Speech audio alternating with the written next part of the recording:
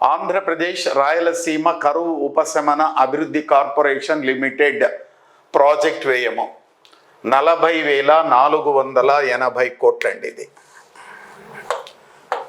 ఎందుకంటే ఇక్కడ మీ అందరికీ తెలుసు, ఆంధ్రప్రదేశ్ ప్రభుత్వము 2021-22లో స్పెషల్ పర్పస్ వెహికల్ని ప్రారంభించింది.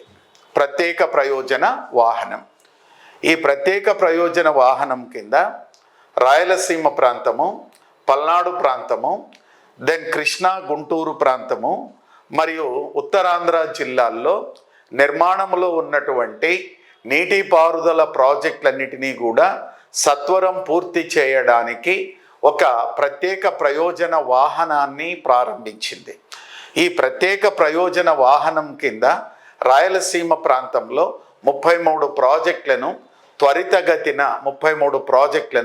త్వరితగతిన నిర్మాణం పూర్తి చేయడానికి వీలుగా 40,480 కోట్లతో రాయలసీమ కరువు ఉపశమన అభివృద్ధి కార్పొరేషన్ లిమిటెడ్ని స్టార్ట్ చేసింది.